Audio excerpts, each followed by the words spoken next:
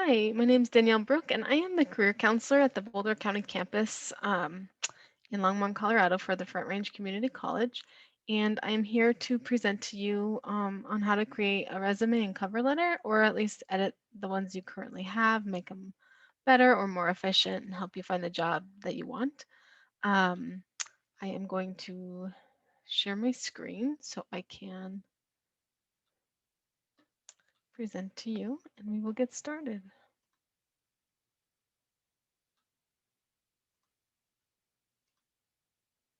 All right, so the first thing we'll talk about is creating your resume and how first impressions matter. So your resume and cover letter are going to be the first things that potential employers see from you. And so we want these documents to look great, be concise, and we want you to stand out. So the purpose of a resume is to introduce your qualifications and skills to employers. It's an informational document that tells your career story, outlining all details in an easily read format, and it gets you an interview. In general, employers don't spend a lot of time reading resumes, maybe 30 seconds, not too much time. They look for the highlights, things like that. Um, but it's really important to make yours stand out to them so that they do notice it and want to spend a little bit more time on it too.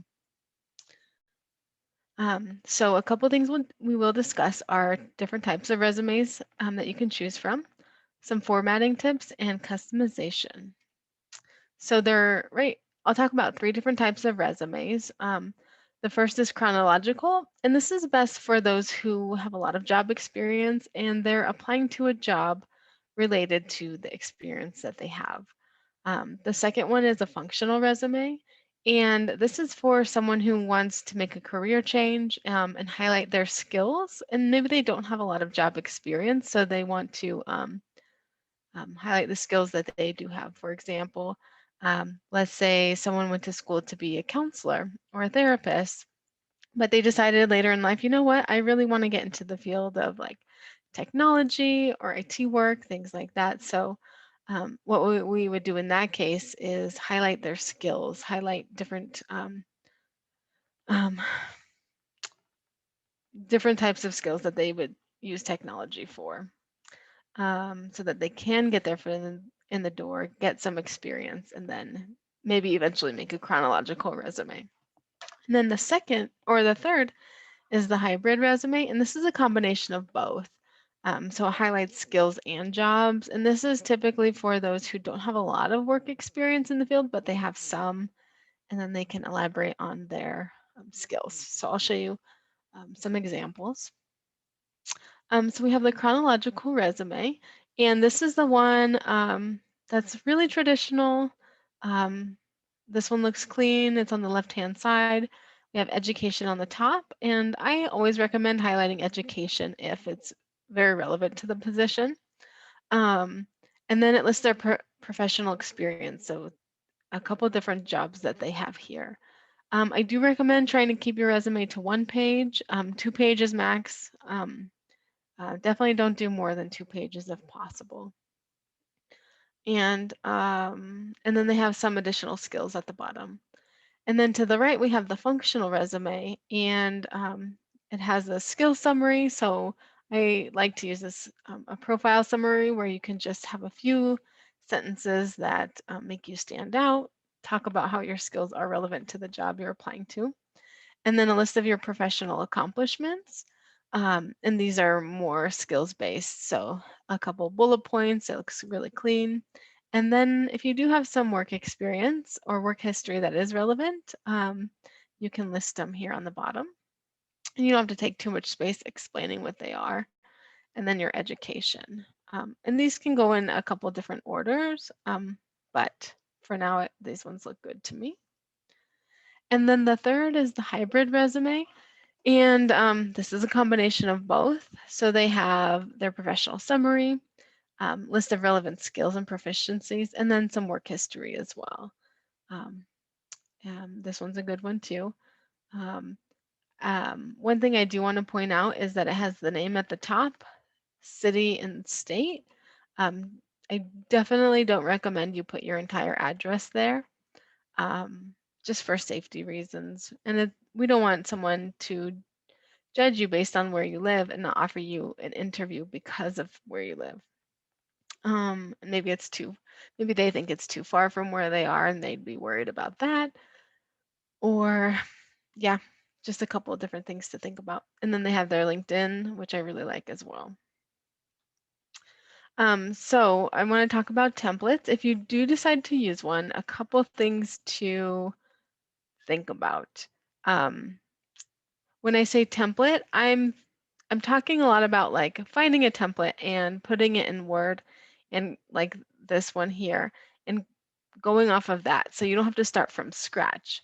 But another template could be like some that you can find on a website like Google Docs or um, HLLOM.com. And those ones have like text boxes and things like that that you can fill out. The concern there is that if there is a job scanning or like a resume scanning system where your resume goes into the scanning machine, pulls out words, and then it might miss a lot of your skills and things that you've said because it's a template. Um, and you might not get calls back because these scanning systems don't recognize specific things that you highlighted in your resume, even though you are extremely qualified. So be careful with that. That's why I like a simple Word document. Um, don't put any things in the headings or the footers. Just keep everything in the middle of the document. But here are some places you can go to just to get some ideas. I do recommend when you do submit your resume and cover letter, save them as a PDF or Word doc before submitting it. Or, I mean, a Word doc is preferred, especially with these resume scanning systems, but definitely follow the instructions. Sometimes employers will ask that you send it in a specific format. So they might ask specifically for a PDF or a Word document. So we'll talk about formatting. So this is where first impressions matter. So we want it to look clean. We want to see that you've shown effort in making your resume. We don't want you to have like 2 bullet points and that's all you have. If you don't have a lot of experience, that's where you can focus on some of your skills, things you've learned in school, maybe even classes that you've taken. We want it to be easy to read for people, so don't choose a fancy font. Um, Same with style, keep it simple, keep it clean, and then proofread it and also have others edit it for you and review it because you'll be looking at it for hours and there's going to be some things that you miss because you're just staring at the same thing the whole time. So we want other perspectives. And some headings I showed you at the beginning on those other resume examples, but here are some headings that I like to include, and it can be flexible too. So depending on the resume that you do choose, we have the profile summary, where you can list your attributes and your interest in their company, selected achievements, so any certifications you may have. I also included that in bullet number 6 over here too.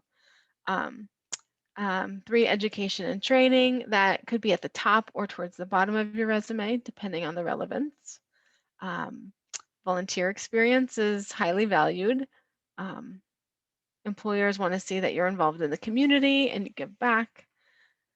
And special skills that you may have. If you're bilingual or know more than one language, that's extremely, extremely um, admired and looked after. So a lot of people want to hire um, people who know more than one language, more than English. And then we have certifications, memberships, and affiliations.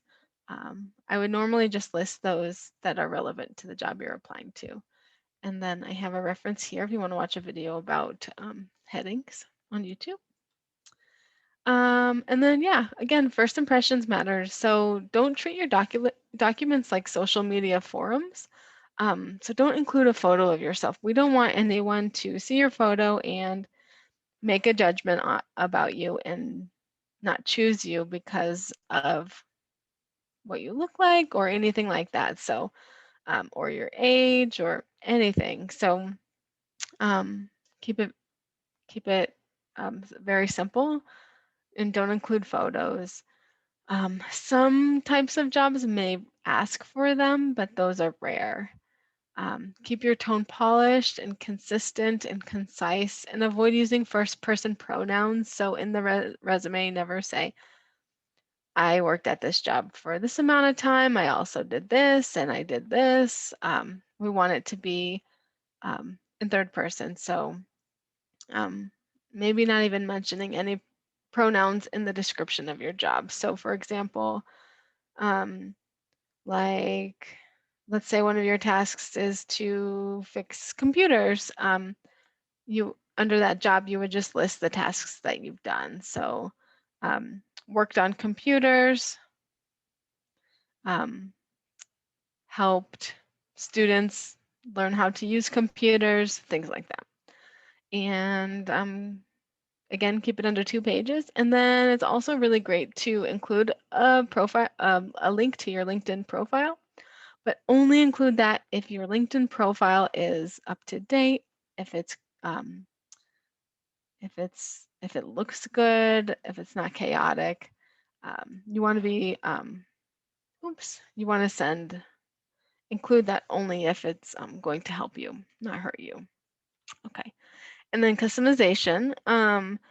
So for resumes, we want you to tailor it to every job that you apply to. So um, when you see your job description, you want it to have lots of keywords that the job description is describing, and also research the company and include different things that they have on their website that you can include in your resume too. Um, and include your most relevant work for the position you are applying to. If there's a gap in your employment or anything like that, that's something you can discuss during your interview.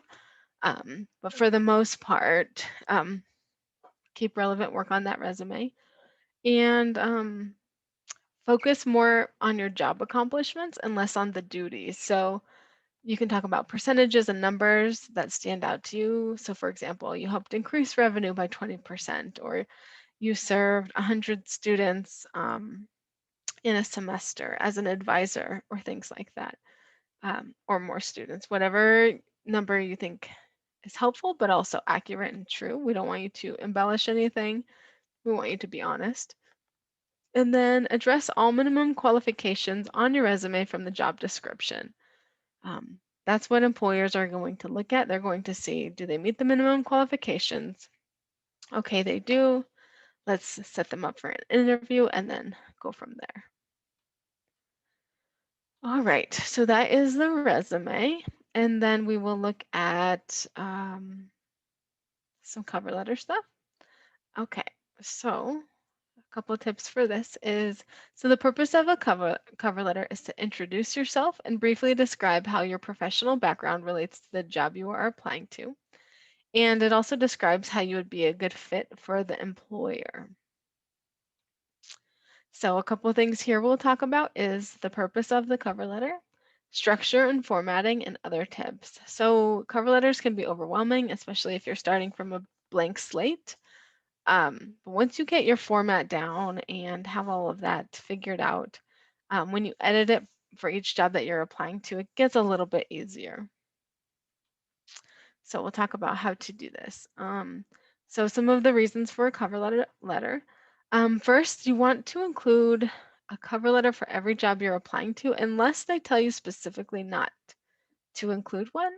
That's very rare. I don't think I've ever seen it before, but some employers might not want it. Some might ask not necessarily for a cover letter, but just a brief description on why you want to be while you are applying to the job. In those cases, I would still do a cover letter rather than an informal statement or a paragraph. It's less professional. A cover letter is going to make you stand out in those cases. Cover letters tell a story about who you are and why you want the position and why you'd be a good fit for the company. It also allows you to showcase why the experience on your resume makes you qualified for the job that you're applying to. It makes you stand out and highlights those specific skills you have. It also shows more about your personality, that usually comes out in the cover letter. And it provides an opportunity for you to promote yourself, and it shows the company why they need you.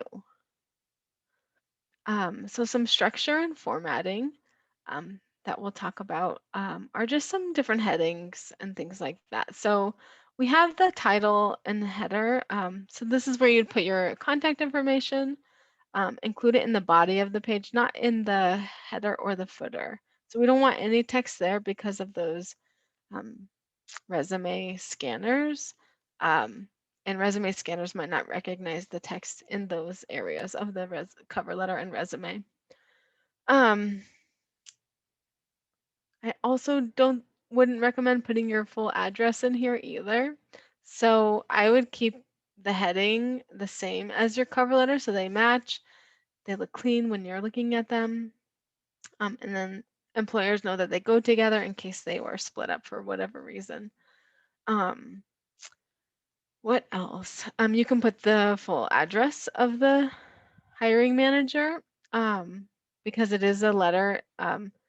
Even though you most likely won't be mailing it, it makes it more formal that way, which I think looks good.